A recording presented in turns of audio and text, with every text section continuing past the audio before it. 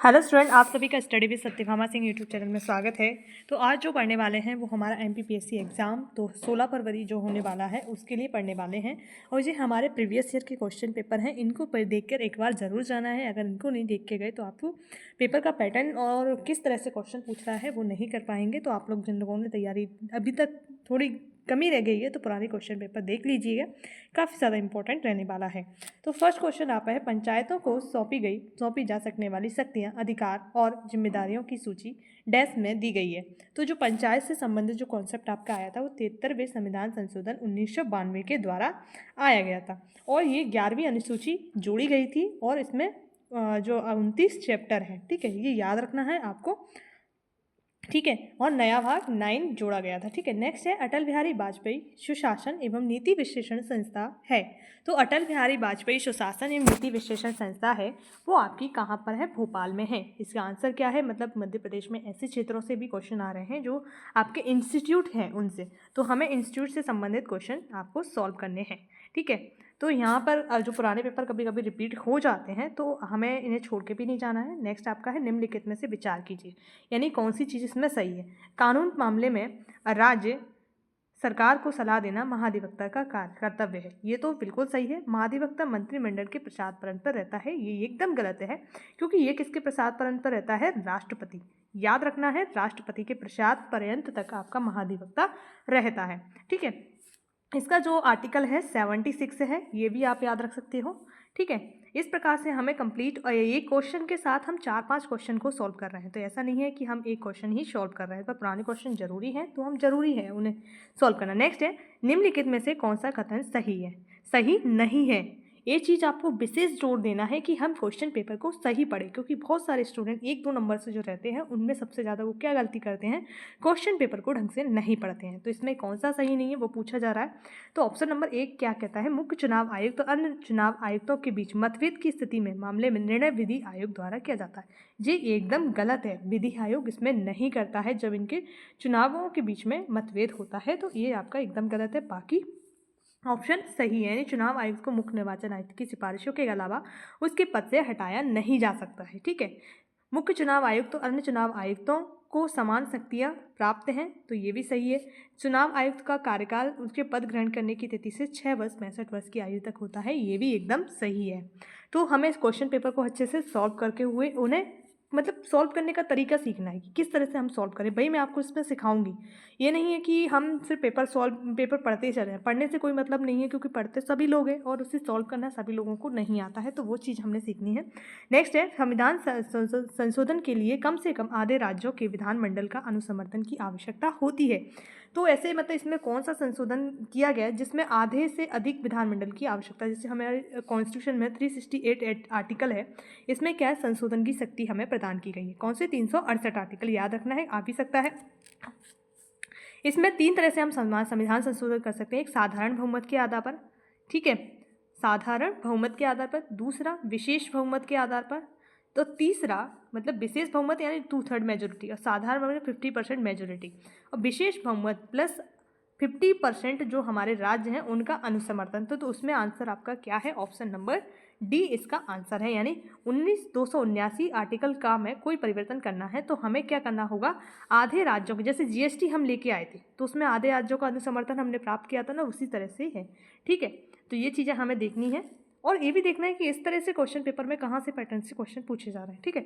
Next है, निम्नलिखित में से किस मामले में भारत का सर्वोच्च न्यायालय को ने दोनों संघर्ष की स्थिति में राज्य के नीति निर्देशक सिद्धांतों पर मौलिक अधिकारों की व्यापकता की घोषणा की? तो ऐसा कौन सा मतलब जो सुप्रीम कोर्ट का जजमेंट आया था जिसमें क्या बोला गया था कि राज्य के जो नीति निर्देशक सिद्धांत हैं पर मौलिक अधिकार की व्यापकता, यानी मौलिक अधिकार उन पर प्रभावी हैं, तो वो बोला गया था मद्रास राज्य बनाम चंपक दोई राजन मामला 1951 में। तो यही हमें जैसे मिनर्वा मिल्स में हमने फाइनली क्या है बेसिक स्ट्रक्चर को प्रूव कर दिया था, पर प्रूव कहाँ किया था? केशवानंद भारती। पर जो सबसे मजबूत रूप से हमने देखा था वो मिनर्वा मिल्स में देखा गया था, ठीक है।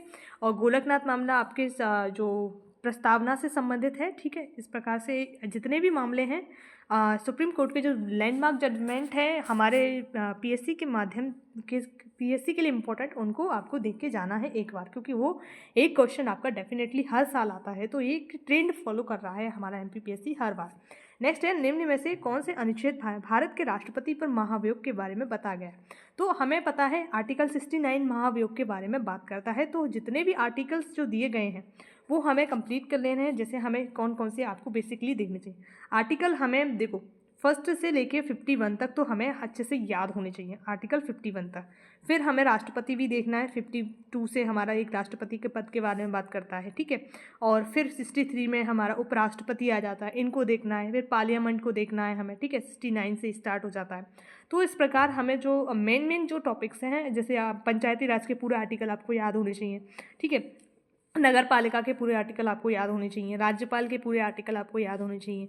इस प्रकार से अगर इनको आप कंप्लीट कर लेते हो, सुप्रीम कोर्ट और हाई कोर्ट के भी आर्टिकल याद होने चाहिए। यहाँ से भी क्वेश्चन पेपर में बहुत ज़्यादा क्वेश्चन हमें आपको देखने को मिलेगा। देखो यह पूछा है, भारत के संविधान में अनुच्छेद 76 के अनुसार राष्ट्रपति उस व्यक्ति को भारत का महान्यायवादी यानी अटॉर्नी जनरल नियुक्त करेगा। किसे नियुक्त करेगा? जिसको उच्चतम न्यायालय की न्यायाधीश नियुक्त होने की योग्यता है, यानी जो सुप्रीम कोर्ट का जज बनने की क्वालिटी रखता है, वो व्यक्ति आपका कौन बनेगा? महान्यायवादी यानी अटॉर्नी जनरल बनेगा। ये आपको याद रखना है। ठीक है, और उधर कौन पूछा था? महाधिवक्ता। जो आपके वहाँ मैंने आपको आर्टिकल 76 थोड़ा गलत बता दिया, महाधिवक्ता पूछा था, वो आपका महान्यायवादी का आर्टिकल है 76। ये आपको याद रखना है। ठीक है, महाधिवक्ता राज्यों के लिए होता है। नेक्स्ट है के.एम. मुंशी। के.एम. मुंशी देश से संबंधित थे। तो हमें पता है के.एम. मुंशी जो आपकी ड्राफ्टिंग कमेटी थी उसमें 7 मेंबर थे, उसमें एक व्यक्ति के.एम. मुंशी थे, और ड्राफ्टिंग कमेटी के जो चेयरपर्सन थे वो आपके भीमराव अम्बेडकर थे। तो इस प्रकार हमें क्या याद रखना है, जो फेमस पर्सनैलिटी है यानी फेमस जो व्यक्तित्व है उनको भी देख के चलना है, चाहे वो आपका पॉलिटिकल हो या फिर आपका हिस्ट्री से संबंधित हो या फिर करंट में कोई अगर फेमस है तो उसको आपको देखना है। ठीक है, तो अभी टाइम बचा है, 3 दिन है, हम देख सकते हैं कुछ चीज़ों को जो हमारे 2-3 नंबर बढ़ाने में सहायक हो सकती हैं। नेक्स्ट है, भारत के राष्ट्रपति किसकी सलाह पर अनुच्छेद 352 के तहत आपातकाल की घोषणा कर सकते हैं? तो भारत के जो राष्ट्रपति है संघ के मंत्रिमंडल, यानी मंत्रिमंडल क्या होता है? कैबिनेट। जो आपके कैबिनेट मिनिस्टर होते हैं वो कैबिनेट मिनिस्टर, वो आपके क्या होते हैं? मंत्रिमंडल। यानी मंत्रिमंडल स्पेशल देखना है। और ये शब्द आपका मंत्रिमंडल सबसे पहले कब आ गया था? 44th कॉन्स्टिट्यूशन अमेंडमेंट हुआ था 1978 में।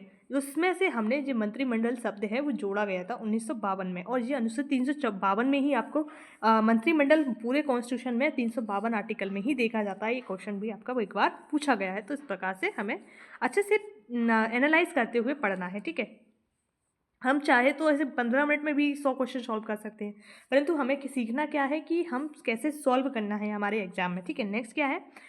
2021-22 के मध्य प्रदेश के क्षेत्रफल एवं उत्पादन की दृष्टि से अनाज एवं गेहूं का कौन सा स्थान था? उस समय जो आपका 2021-22 पूछा है उस समय हमारा प्रथम था।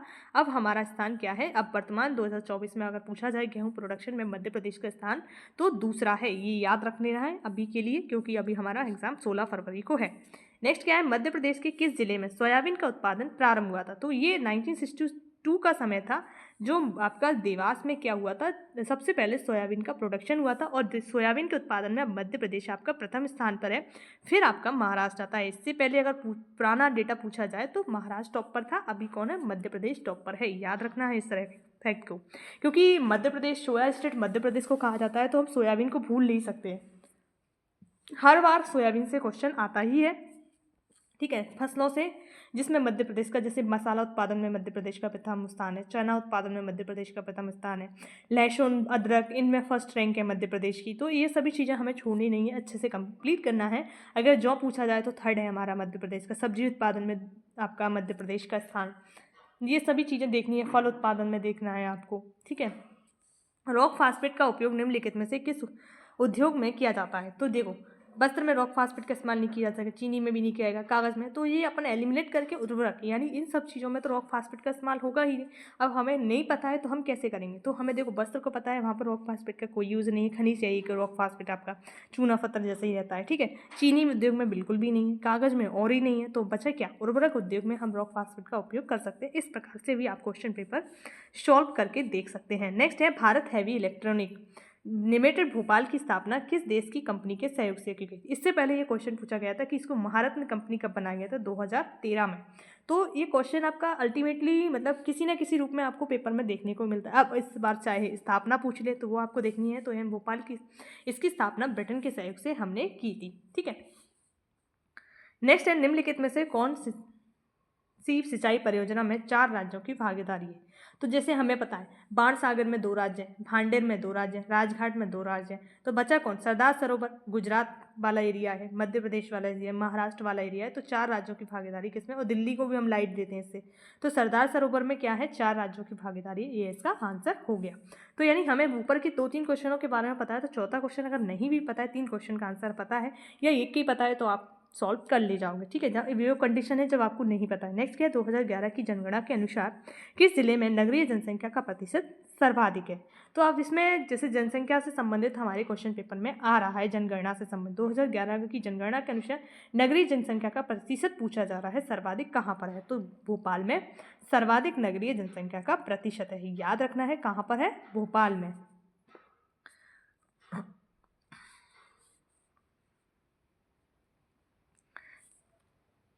नेक्स्ट आपका क्या पूछ रहा है कि मध्य प्रदेश में दक्षिण पूर्वी भाग में अधिकांश वर्षा किसके द्वारा होती है? तो मध्य प्रदेश में सबसे ज़्यादा वर्षा आपकी कहाँ से होगी? मानसून की बंगाल की खाड़ी वाली शाखा से होती है, क्योंकि सबसे ज़्यादा वर्षा आपका कौन करता है? मानसून वाली शाखा यानी बंगाल की खाड़ी, जो साउथ वेस्ट मानसून है वो आपके मतलब दक्षिण पश्चिमी मानसून से वर्षा सर्वाधिक होती है। नेक्स्ट है मध्य प्रदेश में काली मिट्टी का निर्माण किस चट्टान के द्वारा होता है? तो यानी बसाल्ट चट्टान आपकी क्या करती हैं? काली मिट्टी का निर्माण करती हैं। ये आपकी जो काली मिट्टी बनती है वो ज्वालामुखी के बाद जो उद्गार होता है उसके बाद जो मिट्टी जम जाती है उससे क्या होती है? काली मिट्टी वाली चट्टानें पाई जाती हैं। और मध्य प्रदेश में सबसे ज़्यादा ये कहाँ पाई जाती हैं? काली मिट्टी वाली जो मालवा वाला रीजन है वहाँ पर ये पाई जाती हैं। नेक्स्ट है मध्य प्रदेश बांस का राष्ट्रीयकरण कब हुआ था? तो मध्य प्रदेश में बांस का जो राष्ट्रीयकरण है 1973 में हुआ था। ये इंपॉर्टेंट है क्योंकि बांसों का राष्ट्रीयकरण पूछा जा रहा है, वनों का पूछा जाता तो 1975 हो जाता, ठीक है। तो इस प्रकार के क्वेश्चन भी पूछे जाते हैं मध्य प्रदेश में किसी चीज़ का राष्ट्रीयकरण या तेंदुपत्ता का राष्ट्रीयकरण क्या है, तो ये सब चीज़ें आपको ध्यान होनी चाहिए। नेक्स्ट है विंध्यन स्कॉर्पलैंड का दक्षिणी भाग क्या कहलाता है? जो विंध्यन का दक्षिणी यानी 3 भागों में विंध्यन बनी है, भांडेर है, ठीक है, इधर कैमूर आ जाएगा, इधर रीवा आ जाएगा और इधर भांडेर। तो इसका जो दक्षिणी भाग नीचे दक्षिणी भाग है आपका ये 3 लेयरों में स्थित है, तो वो आपका भांडेर है, ठीक है। विंध्य स्कॉटलैंड का दक्षिणी भाग भांडेर है। नेक्स्ट क्या है? मनुष्यों में गुणसूत्र संख्या 21 ट्राइसोमी के कारण होने वाला विकार है। यानी मध्य प्रदेश जो मनुष्य में जो गुणसूत्र होते हैं जिन्हें डाउन सिंड्रोम की स्थिति कहा जाता है, 23वें नामिक गुणसूत्र में विकार उत्पन्न हो जाता है,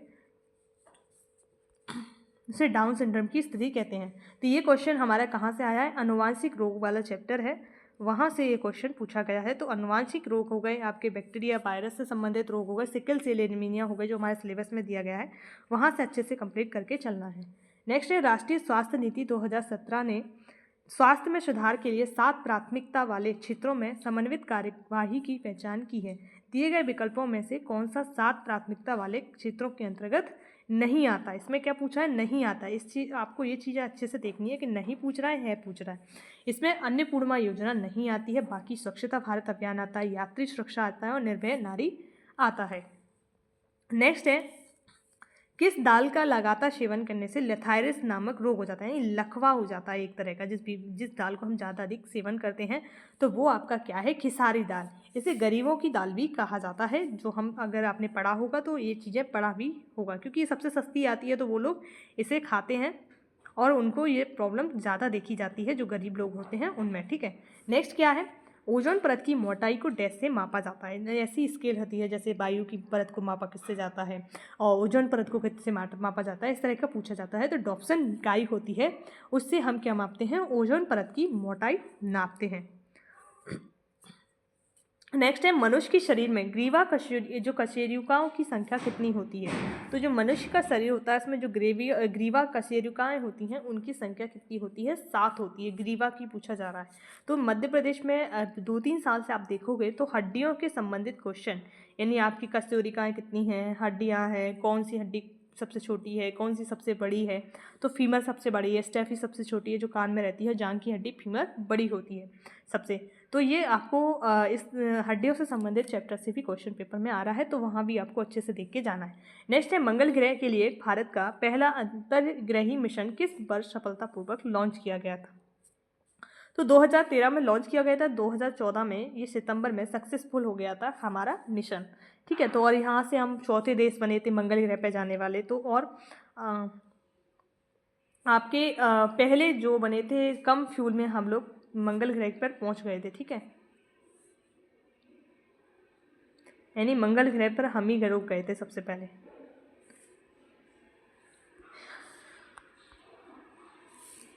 नेक्स्ट क्या है, 2017 में इसरो ने किस सैटेलाइट लॉन्च व्हीकल के द्वारा एक ही फ्लाइट में 104 सैटेलाइट सफलतापूर्वक लॉन्च किया था। तो आपको पता है ये काफ़ी ज़्यादा हाईलाइट रहा था उस समय की न्यूज़ में 2017 में। तो PSLV C-37 अगर आपने निर्माण की बुक पढ़ी होगी तो वहाँ पर दिया जाएगा, या जो भी नोट्स पढ़ा होगा वहाँ पर अगर इसरो की उपलब्धियाँ वाला चैप्टर है तो उसमें ये आपको ईजिली मिल जाएगा, क्योंकि ये बड़ा प्रोग्राम था। इतनी सारी सैटेलाइट को एक साथ हमने प्रक्षेपण सफलतापूर्वक किया गया था। नेक्स्ट क्या है, एक जलीय पारिस्थितिकी तंत्र के तालाब में निम्नलिखित में से किस घटक का प्रतिनिधित्व कवकों, जीवाणुओं एवं प्लेजेट्स के द्वारा किया जाता है। तो वो आपका क्या है, अपघटक और उपभोक्ता दोनों चीज़ इसमें आ जाती हैं। आंसर क्या है, ए और सी, यानी बी और सी दोनों आंसर है इसका। तो हमें देखो पारिस्थितिकी तंत्र में जैव विविधता देखना है एक चैप्टर, एक आपको पारिस्थितिकी देखना है। इन दोनों से बहुत सारे क्वेश्चन देखने आ जाएंगे। एक यूनेस्को साइट देखनी है आपको, एक रामसर साइट देखनी है। ठीक है, इनको छोड़ के नहीं जाना है आपको। एक वेटलैंड्स देखनी है, क्योंकि वहाँ से भी क्वेश्चन आपका पूछा जा रहा है।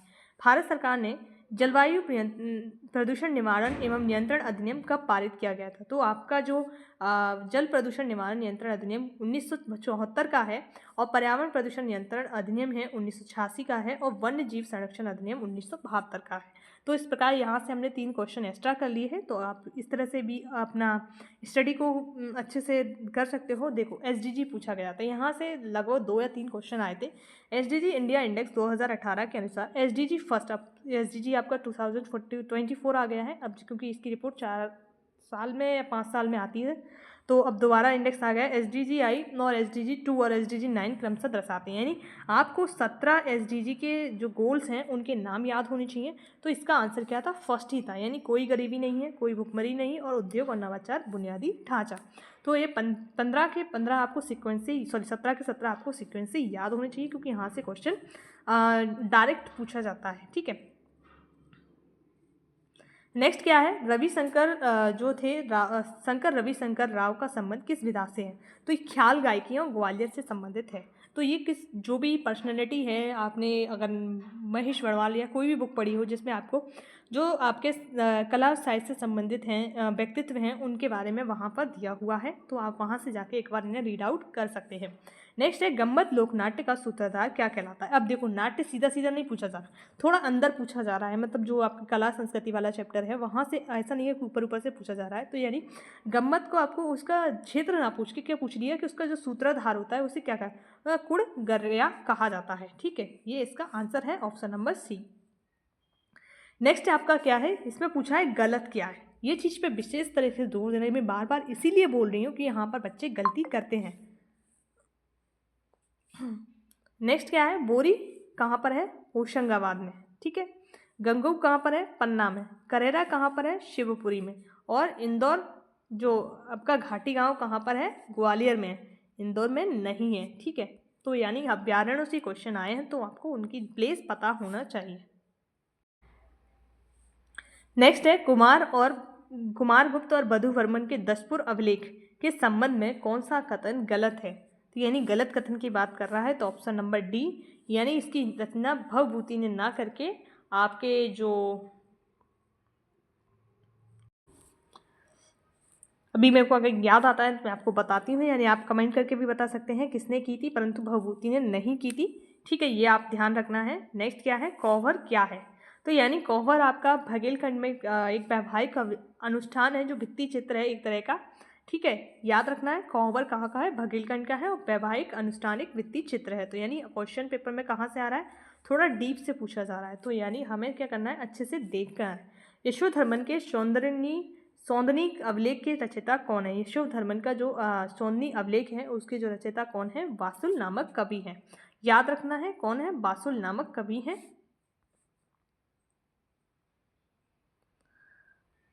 देखो, अब ये बुंदेला विद्रोह से पूछा गया है। उनके जो राजा थे जो बुंदेला विद्रोह में शामिल थे वो, और सीधे सीधे पूछा गया है। ठीक है, तो ये देखते हैं इसका आंसर क्या है। ऑप्शन नंबर ए ही है, यानी आपके राजा मर्दन सिंह भानपुर के हैं, और राजा दौलत सिंह आपके कहाँ के हैं, ये आपके नेमावर के हैं। ठीक है, यानी मर्दन सिंह भानपुर के, दौलत सिंह नेमावर के, बकत वली शाहगढ़ के हैं, और मुराद अली महू के हैं। ये याद रखना है, शाहगढ़ के कौन है, बकत वली, और महू के मुराद अली। ठीक है, इस प्रकार से हमने ये देख लिया। यानी बुंदेला विद्रोह से क्वेश्चन पेपर में बहुत ज़्यादा आ रहा है। नर्मदा नदी का साहित्यिक संदर्भ सर्वप्रथम कहाँ मिलता है? तो आपको पता है सतपथ ब्राह्मण, यानी आपका सतपथ ब्राह्मण है, वहाँ पर नर्मदा नदी का जो साहित्यिक है वर्णन वहाँ पर मिलता है, ये याद रखना है। नेक्स्ट क्या है आपका कि किस ताम्रपाषाण कालीन युगीन स्थल को बराहमीर का जन्म स्थल भी कहा जाता है? तो यानी कायता जो आपका स्थल है उसे बराहमीर का क्या कहा जाता है, जन्म स्थल कहा जाता है। तो यानी हमारे मध्य प्रदेश के जितने भी क्षेत्र हैं, स्थल हैं, उनको आपको अच्छे से रीड आउट करना है, क्योंकि वहाँ से क्वेश्चन आपके मध्य प्रदेश से लगभग 40 से 45 क्वेश्चन आपके देखने को मिलते हैं। नेक्स्ट क्या है, वर्ष 2021-22 में भारत में दालों का उत्पादन किस राज्य का प्रथम स्थान है? तो यानी दालों के प्रोडक्शन में ओवरऑल देखा जाए तो मध्य प्रदेश का स्थान टॉप पर ही रहता है। ठीक है, नेक्स्ट क्या है, निम्न में से भारत में कौन से दो राज्यों ने देश के कुल कोयला निक्षेप का 50% से अधिक प्राप्त होता है? तो यानी उड़ीसा और झारखंड, यानी फर्स्ट और थर्ड में 50% से अधिक हमारा प्राप्त होता है। तो ये क्वेश्चन आप देख रहे हैं रैंकिंग से संबंधित है, भंडारण से संबंधित है। इसमें क्या पूछा गया है कि निम्नलिखित युग्म मिलान कीजिए और सही कूट का उत्तर की पहचान कीजिए। देखो, आपको पता है कावेरी ब्रह्मगिरी की पहाड़ियों से निकलती है, ताप्ती सतपुड़ा श्रेणी से निकलती है, साबरमती आपको पता है मेवाड़ के पठार से, और दामोदर छोटा नागपुर के पठार से। तो यानी नदियों का उद्गम स्थल आपको याद करना है, वहाँ से क्वेश्चन आपके देखने को मिलते हैं। तो यानी नदियाँ तो आपका पेपर में देखने को ही मिलेंगी, वहाँ से क्वेश्चन आपको आना ही है, तय है बिल्कुल, कुछ भी उसमें हम कुछ नहीं कर सकते, आना ही है वहाँ से नदियों से क्वेश्चन। नेक्स्ट क्या है, वर्ष 2021 में निम्नलिखित में से कौन सा चक्रवात भारत के पश्चिमी तट पर आया था? तो यानी जो चक्रवात आपके आते हैं पश्चिम, या तो चक्रवात सबसे ज़्यादा कहाँ पे आते हैं, आपका ईस्टर्न घाट कोस्ट है जो आपकी, कौन सा, पूर्वी घाट है, और या पश्चिमी घाट पर आते हैं। इसमें पूछा है कि पश्चिमी घाट, यानी पश्चिमी घाट पर सबसे कम आते हैं। तो 2021 में जो आया था वो तोकते आया था। अभी जो रिसेंट में आए वो आपको या तो स्पीडी से कर लेना है, या फिर आप यूट्यूब पर देख के कंप्लीट कर सकते हो। नेक्स्ट क्या है, जनगणना 2011 के अनुसार भारत में निम्नलिखित राज्यों में से कौन से राज्य में जनसंख्या घनत्व सबसे कम रहा था? तो यानी भारत में पूछा जा रहा है तो अरुणाचल प्रदेश में सबसे कम जनसंख्या घनत्व है। भारत में मध्य प्रदेश में पूछा जाए तो डिंडोरी में सबसे कम जनसंख्या घनत्व है, और सबसे ज़्यादा भोपाल में है, ये याद रखना है आपको। ठीक है, भारत में अरुणाचल प्रदेश है। नेक्स्ट क्या, निम्नलिखित पर्वत चोटियों की ऊंचाई आधार पर अवरोही क्रम में व्यवस्थित कीजिए। यानी इस आंसर इसका क्या कर दिया था, कमीशन ने डिलीट कर दिया था, तो हम इसको सॉल्व नहीं करते हैं। ठीक है,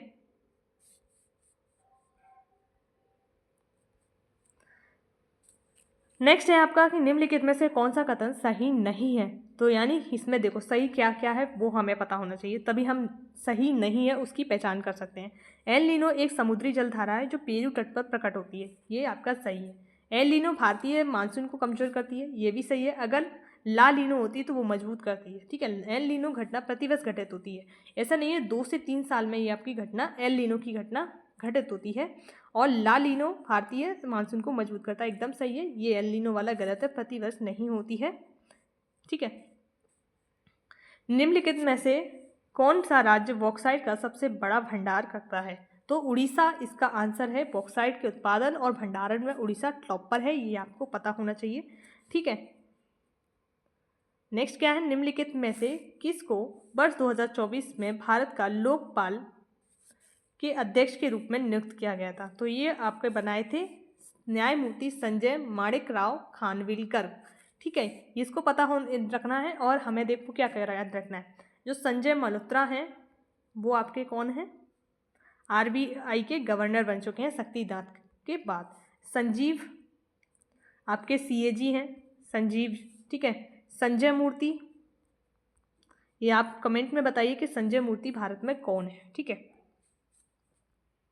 ये आपके लिए होमवर्क है।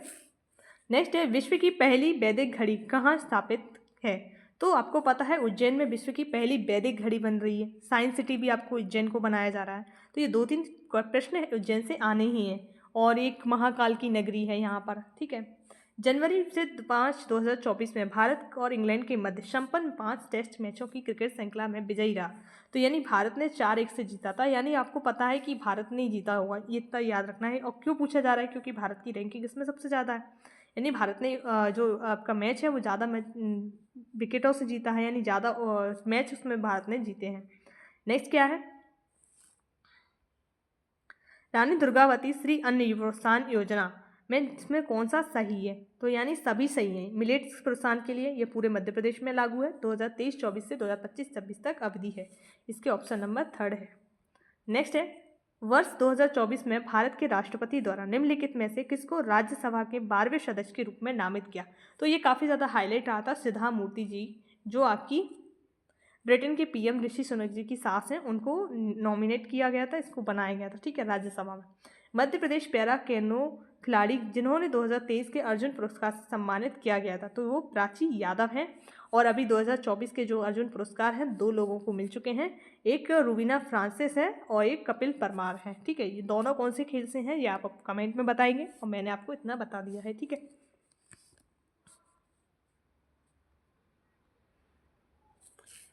नेक्स्ट क्या है? लम्हेटा गांव किस जिले में स्थित है जहां जियो पार्क का स्थापना की जाती है? तो ये लम्हेटा पार्क और तिलवाड़ा घाट वगैरह कहाँ पर हैं? आपके जबलपुर में है, ये याद रखना है। ठीक है, नेक्स्ट क्या है? निम्नलिखित में से कौन पारंपरिक मास गायन शैली से संबंधित है? तो ये आपका पद्मश्री इन्हें मिला था, इसलिए ये पूछा गया था। तो ओम प्रकाश शर्मा जी हैं, वो आपकी माच गायन शैली से संबंधित हैं, याद रखना है आपको। ठीक है, अभी पद्मश्री किसी को नहीं मिले हैं, तो जो मिले थे उनको याद कर लेना है। सांख्यिकी में 2023 के अंतर्राष्ट्रीय पुरस्कार जैसे गणित के नोबेल पुरस्कार के बराबर माना जाता है, उसके प्राप्तकर्ता कौन है? जिसके प्राप्तकर्ता कौन है? कल्याणपुड़ी राधाकृष्ण राव है, याद रखना है, कल्याणपुड़ी राधाकृष्ण राव। तो इस प्रकार से एविल पुरस्कार हो गया, बुकर पुरस्कार हो गया, ज्ञानपीठ पुरस्कार हो गया, सरस्वती पुरस्कार हो गया, बिरला पुरस्कार हो गया, महात्मा गांधी पुरस्कार हो गया, ये 3-4, कालिदास, तानसेन, इनको आपको देखना है कि अभी किस किस को क्या क्या अवार्ड मिला है। नेक्स्ट है, वर्ष 2024 में FIDI कैंडिडेट टूर्नामेंट जीतने वाले सबसे कम उम्र के खिलाड़ी कौन है? डी गुंगेस। और डी गुंगेस अभी सबसे कम उम्र के शतरंज का वर्ल्ड कप जीतने वाले खिलाड़ी बन चुके हैं। तो इनके बारे में अभी और न्यूज़ आई है, उसको भी आपको देख के जाना है। नेक्स्ट है, GI टैग का प्राप्त चिन्नौर चावल का उत्पादन मुख्य रूप से मध्य प्रदेश के किस जिले में किया जाता है? तो चिन्नौर चावल है जो बालाघाट में किया जाता है, और वन डिस्ट्रिक्ट वन प्रोडक्ट में भी इसका नाम है चिन्नौर चावल का। ठीक है, और कोदो कुटकी भी बालाघाट में वन डिस्ट्रिक्ट वन प्रोडक्ट में है। नेक्स्ट है, मध्य प्रदेश के निम्नलिखित जिले में अनूठे उत्पाद के साथ हैं, यानी ये वन डिस्ट्रिक्ट वन प्रोडक्ट वाला है। तो अशोकनगर में साड़ियाँ है, आपको पता है। लहसुन आपका कहाँ पर है? मंदसौर में है। बुरहानपुर में केले हैं। खरगोन में आपकी मध्य प्रदेश की साड़ियाँ, यानी जो महेश्वर साड़ियाँ वाली एरिया है वहाँ पर महेश्वरी साड़ी खरगोन में बनती है। ऑप्शन नंबर 20 का आंसर है। नेक्स्ट आपका SDG का क्या पूछ लिया? रेशियो पूछ लिया, रेंज पूछ लिया स्कोर का। नीति आयोग की SDG इंडिया इंडेक्स 2020 के अनुसार सूचकांक स्कोर रेंज के आधार पर सतत विकास लक्ष्यों में राज्यों के प्रदर्शन की विभिन्न श्रेणियों पर कैसे परिभाषित है? सबसे पहले आकांक्षी हैं, फिर प्रदर्शक हैं, फिर अग्रणी हैं, फिर अचीवर हैं। ये याद रखना है, आकांक्षी जिला, प्रदर्शक, अग्रणी और फिर अचीवर्स की रैंकिंग है। ठीक है, अगर जिसने फर्स्ट आपको पता है आकांक्षी वाला और उसका रेशियो पता है तो आप इसको कर ले जाओगे। ठीक है,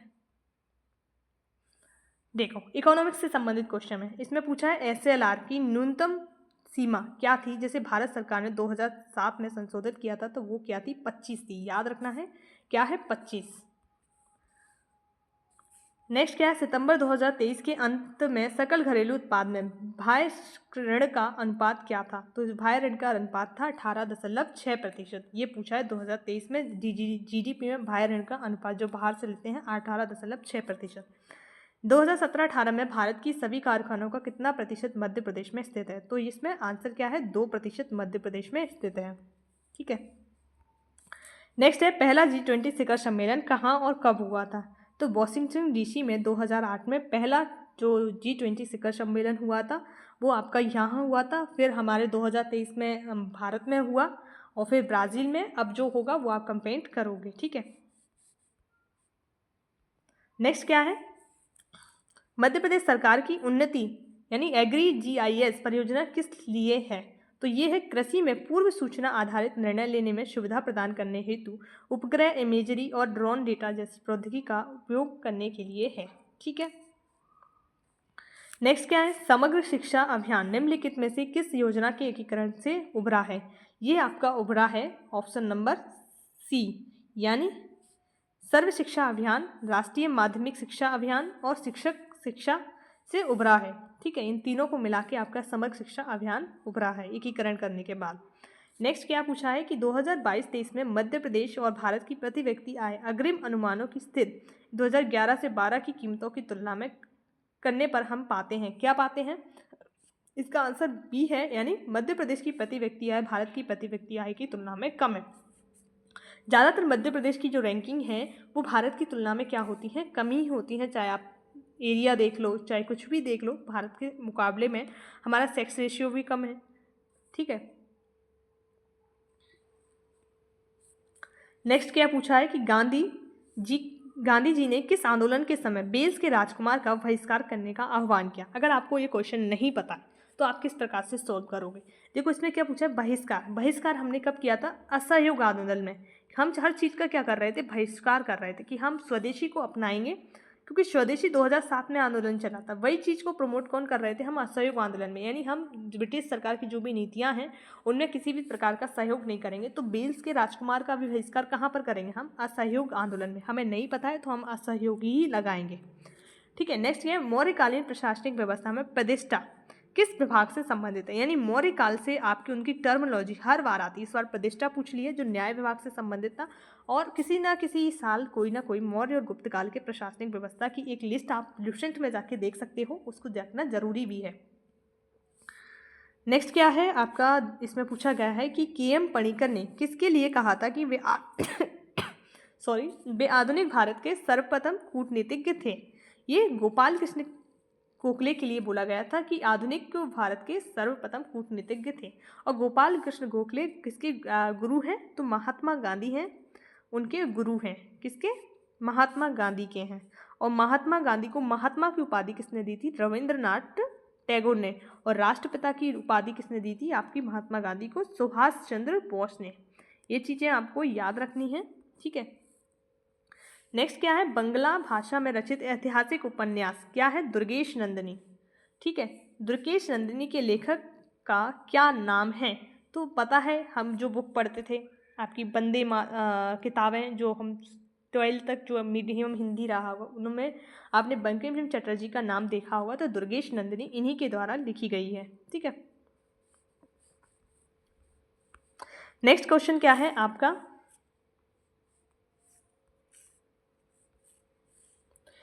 किस वेद में सभा और समिति को पृथक संस्था के रूप में घोषित किया है? तो अथर्ववेद में सभा और समिति को क्या बताया है? पृथक संस्था। सभा और समिति को प्रजापति की 2 पुत्री किसने कहा? किस वेद में कहा गया है? तो वो अथर्ववेद में कहा गया है। और अथर्ववेद ही एक ऐसा वेद है जिसका कोई आरण्यक नहीं है। ठीक है, क्या नहीं है? आरण्यक नहीं है। ये याद रखना है, ऐसा क्वेश्चन पूछा जा सकता है। नेक्स्ट है, क्षत्रिय वर्गों के उपनयन संस्कार में किस मंत्र का संपादन प्रारंभ किया गया था? तो देखो, क्षत्रिय के लिए हम क्या ऋषभ मंत्र का प्रयोग करते थे, और गायत्री मंत्र ब्राह्मण के लिए, और जगती मंत्र है वो आपके वैश्य के लिए। और एक और चीज़ और याद रखना है इससे, देखो जो आपका गायत्री मंत्र होता था वो ब्राह्मण के बच्चों का उपनयन संस्कार होता था जो 8 वर्ष में होता था। क्षत्रिय के लिए हम ऋषभ मंत्र का करते थे जो आपका 11 वर्ष में होता था। कब? 11 वर्ष में। जब वो 11 वर्ष के हो जाते थे तब ये होता था। और जगती मंत्र यानी जब वैश्य का बच्चा 12 वर्ष का हो जाता था तब ये पूजा होती थी और ये बच्चे उसमें सीखते थे। नेक्स्ट है गुहा मंदिरों में सुप्रसिद्ध कैलाश मंदिर कहाँ स्थित है? तो ये एलोरा में है। कैलाश मंदिर कहाँ पर है? आपका एलोरा में है, याद रखना है। तो दक्षिण भारत का हमें अगर आइन टाइम पे देखना है तो क्या देखना है? उनकी मंदिर व्यवस्था देख लो। क्वेश्चन आपका यहीं से आएगा, क्योंकि हमें दक्षिण भारत में सबसे ज़्यादा क्या पढ़ते हैं? उनकी कला बहुत ज़्यादा इंपॉर्टेंट है, तो कला से संबंधित हमें दक्षिण भारत को पढ़ के जाना है। नेक्स्ट क्या है? निम्नलिखित में से कौन सा वेद सबसे अधिक प्राचीन है? तो सबसे अधिक प्राचीन ऋग्वेद है और सबसे बड़ा का वेद क्या है? अथर्ववेद है। ठीक है, और जिसमें संगीत के 7 सुर मिलते हैं वो सामवेद है। जिसकी 2 शाखाएं गद्य और पद्य में है वो आपका कौन है? यजुर्वेद है। ठीक है, शुक्ल यजुर्वेद आपका और कृष्ण यजुर्वेद इसका वो है। ठीक है, नेक्स्ट है अष्टांग योग के अंतर्गत किसे अतरंग साधना कहा जाता है? तो अष्टांग योग के अंतर्गत अतरंग साधना क्या है? धारणा है। तो ये हमें देखना है, थोड़ा डीप में पूछा है पर कोई बात नहीं है, जो हम पढ़ रहे हैं उससे अगर एक क्वेश्चन आ जाता है तो वो इतना मैटर नहीं करता है, हमारे बाकी क्वेश्चन सही बन रहे हैं। ये आपका डिलीट किया गया क्वेश्चन है। ठीक है, नेक्स्ट क्या है? जनजातीय कार्य विभाग का प्रकाशन जो प्रकाशन किया जाता है, प्रतिष्ठा वन्य प्रकाश जो किया जाता है उसका प्रकाशन 1980 में किया गया था। ये जनजाति वाला चैप्टर नहीं है, एट आपका यूनिट 10 उससे संबंधित क्वेश्चन है, तो वहाँ पर ये पूछा गया है। नेक्स्ट क्या है? मध्य प्रदेश में आदिवासियों के लिए स्वरोजगार योजना किन के नाम पर चल रही है? तो देखो टांटा भील और बिरसा मुंडा दोनों के नाम पर स्वरोजगार योजना चल रही है। अगर एक टांटे आता है तो भी आप लगाओगे और बिरसा मुंडा आता है तो भी आप लगाओगे। नेक्स्ट क्या है? ब्रहा किस आदिवासी जनजातियों की महिलाओं का लोकगीत है? तो गोंड का है और कहाँ पर किया जाता है? बघेलखंड में किया जाता है। कहाँ? बघेलखंड में किया जाता है। और ब्रहा में किसी भी वाद्य यंत्र का प्रयोग नहीं किया जाता, ये भी आप याद कर सकते हो। नेक्स्ट क्या है? मध्य प्रदेश सरकार द्वारा आदिवासी लोक व पारंपरिक कलाओं के लिए महिलाओं को कौन सा सम्मान दिया जाता है? तो राष्ट्रीय देवी अहिल्याबाई। ठीक है, पर लोक व पारंपरिक कलाओं के लिए 5 लाख राशि इसमें दी जाती है। और ठीक है, 1997 में ये प्रारंभ हुआ था। ठीक है, तो पुरस्कार हमें देखने हैं, क्योंकि हमारे एग्जाम में पुरस्कार से क्वेश्चन पेपर में बहुत ज़्यादा क्वेश्चन देखने को मिलते हैं, हर बार देखने को मिलते हैं। नेक्स्ट है महानायक टांटिया मामा किस आदिवासी जनजाति से संबंधित है? तो टांटिया मामा क्या है? भील जनजाति से संबंधित है। नेक्स्ट है स्वर्गीय श्री बादल भोई कौन थे? तो प्रसिद्ध आदिवासी स्वतंत्रता सेनानी थे और ये आपके कहाँ पे थे? छिंदवाड़ा के।